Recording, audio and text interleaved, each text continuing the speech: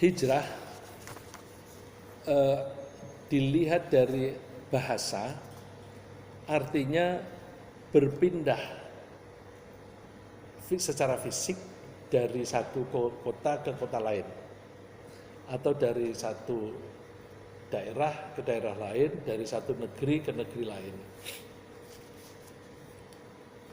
Mas Zuri pindah dari mana? Kebumen. Mas Zuri pindah dari Kebumen ke Jakarta, itu namanya hijrah. Tujuannya apa? Tujuan apapun secara bahasa namanya hijrah. Jadi itu secara bahasa.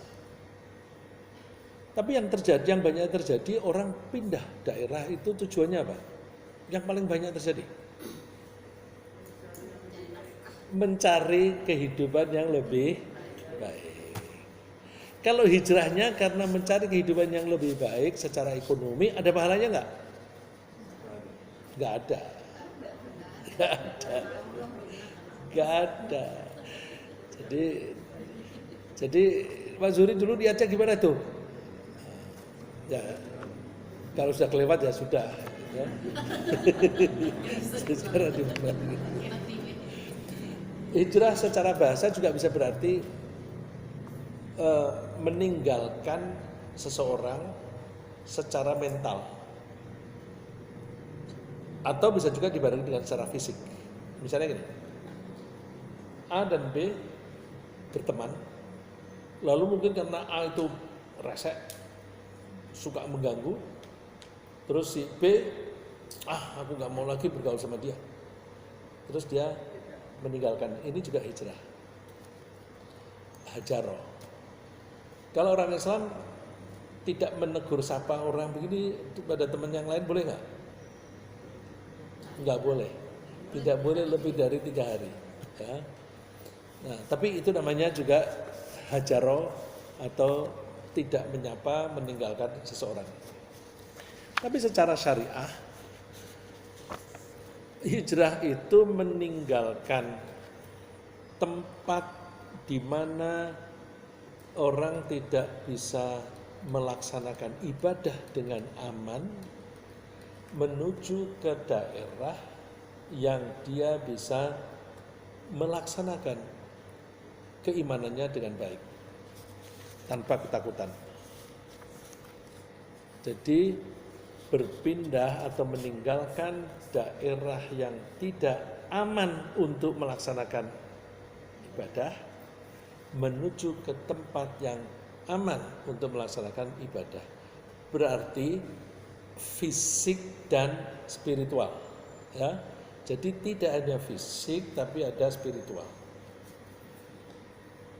Nah, hijrahnya Rasulullah SAW dan para sahabat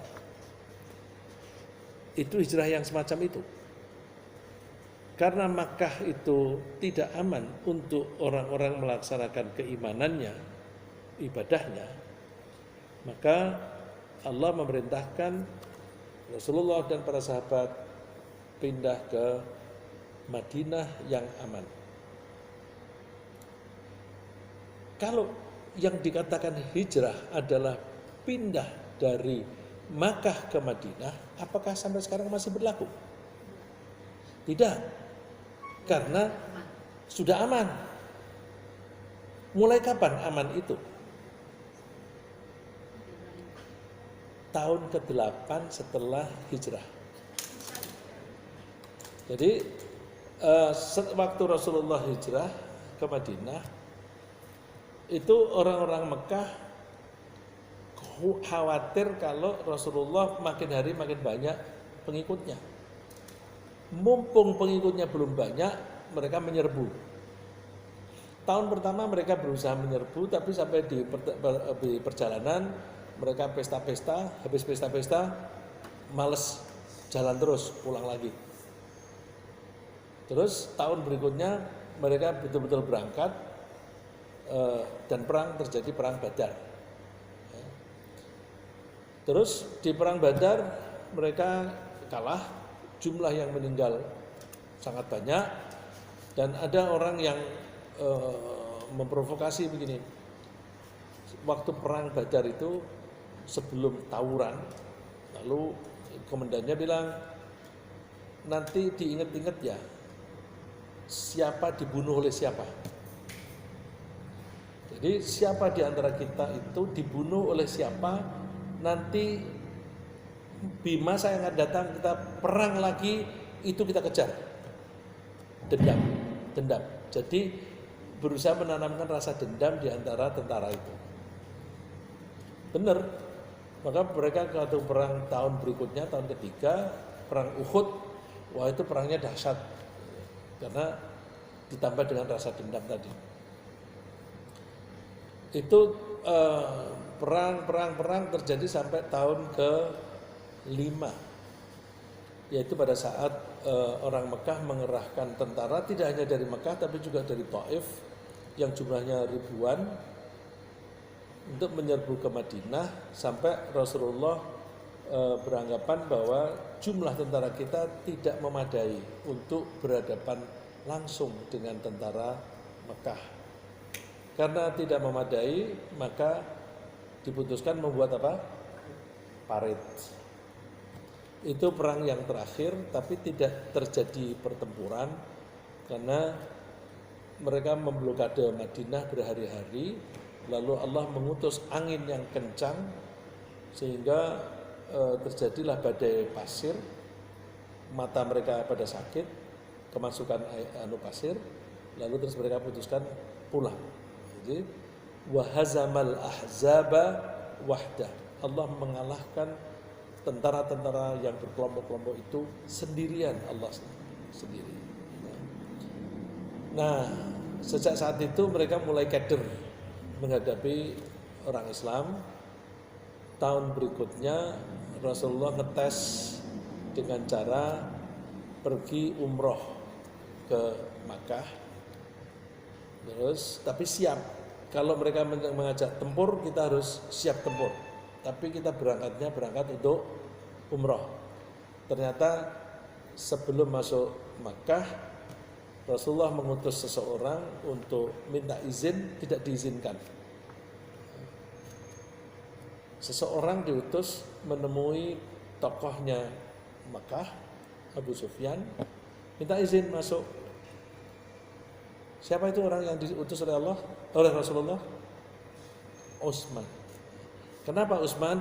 Karena Utsman ini masih ada hubungan darah dengan Abu Sufyan, dengan pimpinannya Mekah. Nah, terus pulang kembali ke Madinah. Ternyata orang Mekah sebelum pulang itu Rasulullah bikin perjanjian dengan orang Mekah, bermacam-macam perjanjiannya itu. Ternyata di tahun berikutnya itu mereka melanggar perjanjian itu. Lalu Rasulullah memutuskan untuk menyerbu ke Makkah pada tahun ke-8. Ternyata Mekah sudah tidak berani menghadapi, mereka memilih sembunyi di rumah masing-masing. Ada yang lari. Yang lari itu terutama orang-orang yang dulu yang paling jahat, karena takut dibunuh. Ada yang lari bilang pamannya sama saudaranya, aku mau nyebur laut aja daripada dibunuh oleh Muhammad. Terus saudaranya yang menghadap Rasulullah, adikku itu lari karena takut dibunuh. Kalau dia tidak berusaha memerangi, ya, dia maunya damai, boleh nggak pulang? Boleh, susul aja, suruh pulang.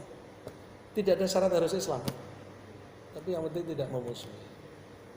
Terus disusul pulang. Nah itu orang yang merasa waktu memusuhi Nabi itu sangat jahat. Nah begitu Makkah itu takluk, maka hijrah sudah tidak wajib lagi. Ya, tidak ada kewajiban hijrah dari Makkah ke Madinah. Lalu bagi kita, hijrah masih perlu nggak? Dilihat Kalau situasinya seperti Rasulullah dan para sahabat di Mekah, maka hijrah secara fisik dan mental sekaligus itu harus. Jadi misalnya nih, tinggal di satu daerah yang penguasanya itu begitu zalim sampai orang-orang Islam tidak bisa sholat di situ, diancam dibunuh dan sebagainya, maka hijrah itu wajib. Contoh yang terjadi sudah lama yaitu di Spanyol. Ya, di Spanyol ketika Spanyol itu berontak, waktu itu Spanyol dikuasai oleh orang Islam Bani Umayyah. Ya, Bani Umayyah selama ratusan tahun atau 80 tahun. Saya lupa berapa lamanya. Terus mereka berontak, akhirnya mereka bisa mengambil alih kekuasaan. Begitu mengambil alih kekuasaan, orang-orang Spanyol memberi pilihan kepada orang Islam. Kamu kembali ke agama semula, atau kamu dibunuh, atau kamu pergi meninggalkan Spanyol. Pilihannya 3. Ada yang kembali ke agama mereka, ada yang dibunuh, dan banyak yang pergi meninggalkan Spanyol. Nah, ketika keadaan seperti itu, hijrah wajib enggak? Wajib. Ya, jadi kalau kita berada di suatu daerah yang keadaannya seperti itu kan mirip-mirip dengan waktu di Mekah. Maka hijrah secara fisik dan rohani itu wajib. Tapi bukan dari Mekah ke Madinah, tapi di daerah yang berbahaya menuju ke daerah yang aman. Lalu kalau kita seperti kita di Indonesia, kewajiban hijrah masih ada nggak? Yang masih ada hijrah secara spiritual. Ya, hijrah secara spiritual itu kan tadi kalau orang meninggalkan Mekah ke Madinah itu kan supaya bisa melaksanakan perintah Allah dan meninggalkan larangannya. Kalau kita berada di satu daerah aman, tapi kita di situ lalu kita banyak melakukan dosa, maka kita dianjurkan hijrah. Hijrah secara rohani, bisa tetap tinggal di situ, tetapi meninggalkan maksiat. Ya, meninggalkan maksiat menuju ke berbakti kepada Allah. Jadi hijrahnya hijrah secara spiritual. Tapi kalau misalnya aman sih aman, tetapi daerah itu sulit dipakai untuk melaksanakan perintah Allah. Dulu ada misalnya Kalijodo, ya. Orang tinggal di situ kira-kira melaksanakan ibadah bisa baik nggak? Sulit kan? Sulit. Budayanya pun sudah beda. Ya, waktu itu yang saya dengar ya, sebagai wartawan, saya dengar bahwa anak-anak itu main-main, misalnya main gundu atau main badminton. Terus kalau ada orang dewasa masuk situ masih asing, terus anak-anak itu suka nanya, "Bapak cari apa?" "Ke sini." "Aku cari cewek yang begini-begini." "Oh, ayo ikut aku." Anak itu menjadi gaib. Setelah ketemu, terus anak itu kembali lagi main. Anak itu tidak merasa bersalah. Dianggap itu biasa, menolong teman atau saudara gitu. Ya. Jadi value system di satu daerah itu bisa rusak. Contoh yang ada di sejarah masa lalu yang dikutip, yang diceritakan oleh Rasulullah SAW, saya kira pernah mendengar ya. Zaman Bani Israel, Ada seorang yang sudah membunuh orang 99. Saya pernah mendengar kan? Lalu dia ketemu seorang pendeta, dia tanya, kalau aku taubat kira-kira diterima enggak setelah aku membunuh 99? Enggak. Begitu dia bilang enggak, oleh orang jahat ini dibunuh sekalian jadi 100. Terus dia jalan lagi ketemu seseorang, aku sudah membunuh orang 100. Kalau aku mau tobat kira-kira terima enggak? Oh bisa. Asal kamu berubah. Caranya gimana? Kamu jangan kembali ke kampung halamanmu. Kampung halamanmu itu daerah yang tidak kondusif untuk melakukan ibadah. Kamu pindah saja ke kampung di sana, ada ulamanya namanya ini, kamu tinggal di sana, jangan pernah pulang. Terus dia melangkah menuju ke sana. Sampai di perjalanan mati. Ceritanya populer kan? Terus 2 malaikat berebut, ini masuk neraka ini, enggak masuk surga. Terus ditengahi, gini deh, diukur jarak antara sini menuju ke kampung yang dituju dan diukur dari tempat daerah yang dia tinggalkan mana lebih jauh. Ternyata lebih dekat yang dituju, beda sedikit, bisa 1 hasta surga. Ya, jadi meninggalkan daerah itu bisa daerah yang tidak aman, bisa daerah yang tidak kondusif untuk ibadah. Tapi itu bisa berlaku untuk Mas Zuhri enggak? Nanti dulu. Kalau Mas Zuhri ini berbakat untuk berdakwah di daerah seperti itu, ya jangan pergi. Kalau dia pergi, siapa yang ngajari mereka? Yang mendakwai mereka siapa? Yang ngajari ngaji siapa?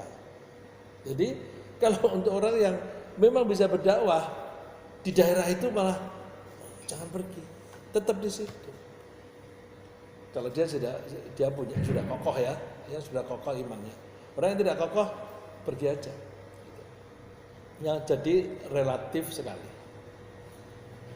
Nah, pelajaran yang kita ambil untuk kita saat ini adalah bahwa hijrah secara rohani tetap berlaku bagi kita. Rasulullah mengatakan bahwa hijrah tidak lagi wajib setelah Fathu Makkah. Rasulullah hadisnya, la hijrata ba'dal fathi walakin jihadun wa niyyah. Tidak ada lagi kewajiban hijrah setelah terbukanya atau takluknya Makkah. Tapi yang masih ada adalah jihad dan niat. Niat itu apa? Niat ya niat. Niat itu tujuan. Jadi tujuan mengabdi kepada Allah. Jadi harus ada niatan dari hati. Terus kita berusaha melaksanakan niat tadi dengan sebaik-baiknya. Berusaha keras melaksanakan niat tadi namanya jihad. Jadi jihad itu tidak harus berarti perang. Justru perang itu adalah alternatif terakhir kalau sudah kepepet. Nah untuk kita cek masing-masing, apakah aku masih suka melakukan maksiat. Kalau masih, berarti aku wajib hijrah. Nah hijrah itu gimana?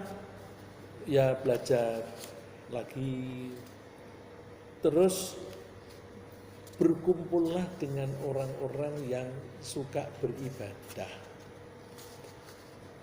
Coba kalau kita tidak pernah kumpul di pengajian seperti ini, semangat kita beribadah kuatan mana dengan sering berkumpul? Sering kumpul kan? Jadi social support, dukungan masyarakat itu kita butuhkan. eh, ada nyanyian yang dipopulerkan oleh MH Ainun Najib, Tombuati iku limo. Obatnya hati itu ada 5. Salah satu di antara 5 itu adalah orang berkumpul dengan orang yang soleh. Siapa itu yang ngarang itu?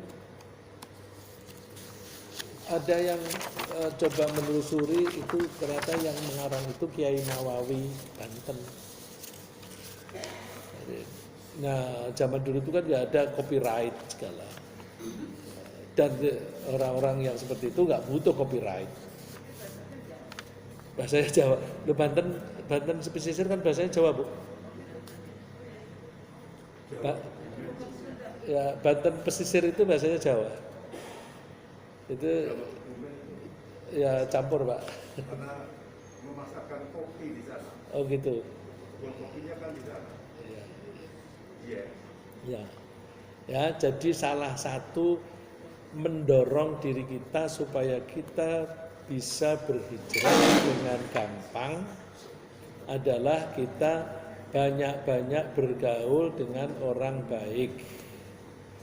Itu bisa dilihat di surat Al-Kahfi, surat 18 ayat 28.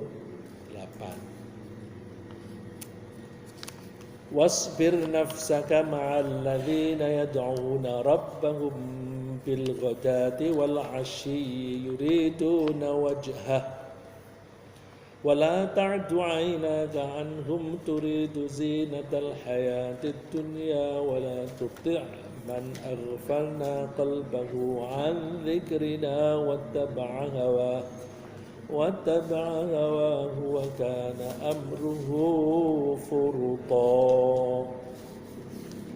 Bersabarlah kamu bersama-sama dengan orang yang selalu memanggil-manggil Tuhannya,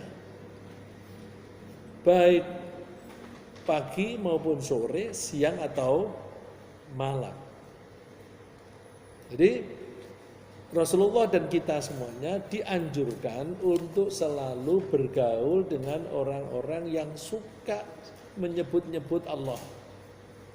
Menyebut-nyebut Allah itu bisa sholat, bisa zikir, bisa majelis taklim. Kumpuli. Karena apa? Orang-orang seperti itu yuriduna wajah. Mereka hanya mengharapkan ridhonya Allah. Nah, kalau kita suka bergaul itu gampang. Makanya yang saya tangkap dari Pak Abdillah tadi, kita ini sholat menjadi renggang, ini menjadi kurang semangatnya kurang ya Pak ya. Jadi bisa merenggangkan itu. Kalau kita makin akrab, makin bagus. Gitu. Ya mudah-mudahan ini wabah ini segera pergi sehingga kita bisa kembali seperti semula. Dan kita selalu bersama-sama. Dan salah satu manfaatnya berkumpul dengan orang-orang baik itu kan kalau kita berbuat salah ada yang negur. Contohnya Pak Abdillah pura-pura tanya pada saya supaya saya menjawab, jawabannya untuk saya. Terima kasih Pak Abdillah. Saya punya teman ada juga yang begitu. Dia tuh kalau kepengen sesuatu dibahas, dia pura-pura tanya. Padahal saya tahu dia tahu, dia sudah mengerti itu. Dia tanya supaya saya jelaskan nanti biar orang lain dengar. Gitu. Zuri ya, mudah-mudahan masjid kita menjadi lebih baik. Maksudnya Pak Abdillah begitu kan? Iya. Ya, ayat itu berlanjut. Wala ta'du 'ainaka 'anhum. Kamu jangan menjauhkan matamu dari mereka. Jadi jangan kamu tinggalkan bergaul dengan mereka itu. Meninggalkan dalam rangka apa? Turidu zinatal hayatid dunya, kamu meninggalkannya karena kepingin hiasan dunia. Artinya, kumpul sama orang-orang ini tidak membuat aku kaya. Aku lebih baik kumpul sama orang-orang yang aku bisa menjual barangku, produkku. Kan ada begitu kan ya? Ada orang yang saya kenal, Aku kagum, dia suka ngaji, dia ahli hukum, lawyer. Terus tahu-tahu dia nggak pernah kelihatan lagi ngaji dengan orang lain. Orang lainnya itu ternyata Syiah. Loh, apa dia menjadi Syiah? Terus lama-lama dia pindah lagi kepada perdukunan. Loh, kok jadi pindah? Terus suatu saat saya mencoba menghubungkan, ada teman yang butuh jasa hukum, saya pertemukan. Terus teman saya bilang, oh bagus itu, gini. Ternyata buntutnya enggak. Oh enggak, ternyata dia bukan orang baik. Saya baru sadar. Jadi rupa-rupanya dia waktu rajin mendatangi pengajian saya, itu tujuannya bukan ngaji. Tujuannya mencari teman-teman yang butuh jasa hukum dia. Yang ngaji pada saya waktu itu banyak orang asing. Orang asing yang pasangannya orang Indonesia. Ditawari, tuh kalau kamu kepingin hartamu aman, kamu mesti membuat perjanjian, namanya prenup agreement. Kalau kamu punya perjanjian itu nanti kamu aman. Saya tidak tahu teknisnya hukum. Terus ada beberapa di antara mereka itu yang, ya udah aku bikinin gitu. Kalau aku tanya, itu bayar berapa? Saya tanya pada dia sendiri. Oh, kalau sama Pak Guru gratis. Oh, berarti dia baik hati. Rumah-rumahnya yang saya dengar mahal sekali. Bilang pada saya gratis tapi ternyata mahal. Itu, jadi hati-hati ya. Orang yang datang ke pengajian tidak selalu orang yang kepingin meningkatkan iman. Ada kalanya bergabung karena dia mau menawarkan jasa asuransi. Itu, karena dia kan mesti cari teman. Terus mana nih yang potensi? Nah, orang semacam itu tidak hanya datang ke pengajian. Kalau ada kelompok-kelompok olahraga, orang tua suka olahraga di velodrome begitu, rupa-rupanya dia mencari klien. Ya, jadi bukan yang seperti itu yang namanya hijrah. Kalau hijrah itu yang ngaji dengan niat untuk meningkatkan keimanan dan ketakwaan. Saya berani ngomong begitu seperti ini karena saya lihat bapak ibu ini nggak ada tuh yang seperti itu. Ya insya Allah niatnya benar ya. Tapi nggak salah kan? Itu kan trik-trik sales itu kan gitu. Iya, itu teknik sales. Tapi yang seperti itu kan tidak dapat pahala, Pak. Ya, mungkin tapi ada contoh di bank syariah tuh. Ya. Untuk mencari klien datang ke pengajian. Ya. Iya. Dia juga dan nawarkan. Dan saya waktu itu sering ditawari, Pak, bukan di bank, Pak Ustadz, tawarin dong umroh. Nanti kalau ada orang sekian nanti Pak Ustadz gratis. Supaya saya mau menawarkan itu.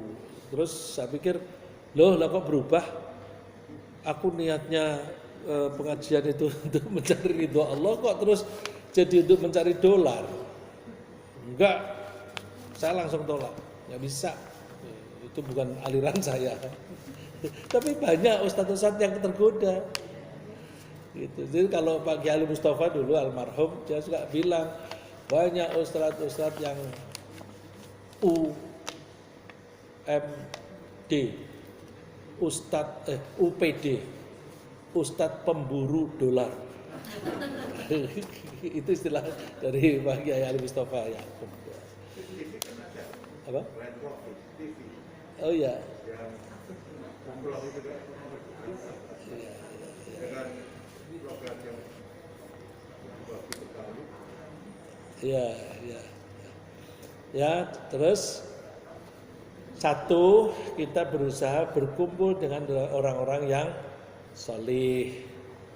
Terus seperti orang yang membunuh sampai 100 orang tadi, tinggalkan kelompok yang suka bermaksiat.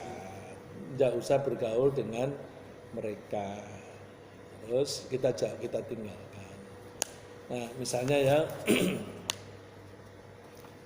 ayat itu tadi masih berlanjut, wala tuti' man aghfalna qalbahu an dzikrina. Kamu jangan menuruti ajaan orang-orang yang hatinya lupa. Yang lupa kepadaku, kepada Allah, wa taba'a hawa, dan dia suka mengikuti hawa nafsunya sendiri dan perilakunya suka melampaui batas. Jadi berarti kita bergaul mesti hati-hati. Karena kalau misalnya kumpul dengan orang semacam itu, saya pernah ketemu, ayo kita minum di Manila waktu itu. Terus ternyata dibawa ke pub, kan orangnya bawa mobil, jadi saya nggak tahu kemana, parkir di situ, lo ke pub. Udah nggak apa-apa, aku yang bayar. Ya, itu bisa kejebak kita. Ya. Jadi hati-hati dalam bergaul. Kita jangan bergaul dengan orang-orang semacam itu.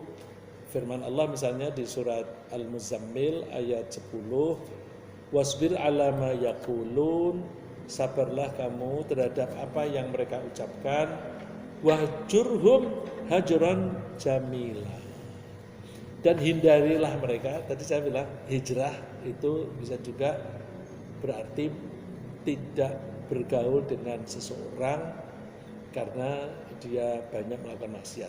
Wahjurhum hajran jamila, jauhilah orang-orang semacam itu dengan cara menjauhi yang baik.